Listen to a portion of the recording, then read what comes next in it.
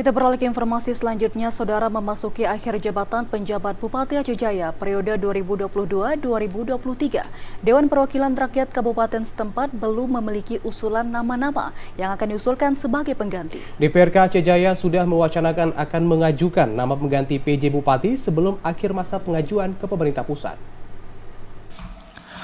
Menteri Dalam Negeri Muhammad Tito Karnavian meminta Dewan Perwakilan Rakyat atau DPR Kabupaten Aceh Jaya segera mengusulkan nama-nama calon pejabat untuk mengisi kekosongan jabatan yang akan berakhir pada tahun ini. Hingga saat ini belum ada sejumlah nama sebagai pengganti PJ Bupati Aceh Jaya yang harus diusulkan oleh pihak DPRK. Namun dari informasi yang beredar, sejumlah nama sudah termasuk dalam wacana yang akan diusulkan.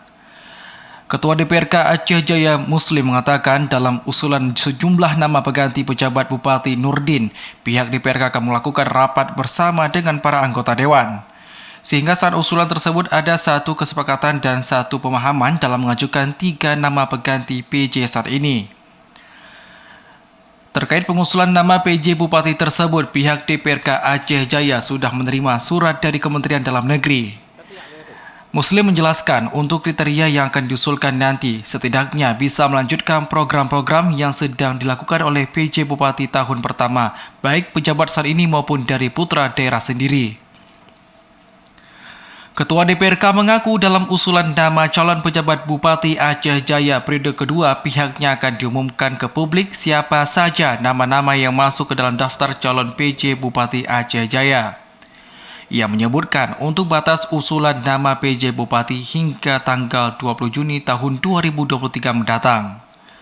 Sehingga saat ini pihak DPRK masih mencari siapa nama yang akan diusulkan untuk mengganti PJ Bupati saat ini. Untuk surat dari Mendagri sudah kita terima di mana tertanggal 5 Juni 2023 untuk pergantian PJ.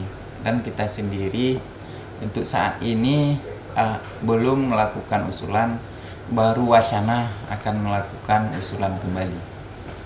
Ya, untuk kriteria calon PJ Bupati itu sendiri bisa jadi kita melanjutkan perpanjangan di mana saudara Dr. Nurdin sendiri, ataupun bisa jadi kita akan mengusulkan putra daerah sendiri.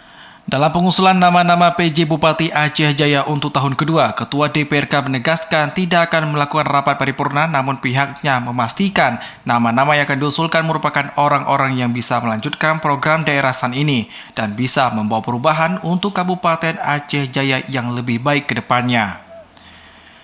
Dari Aceh Jaya, Musliadi TVRI melaporkan.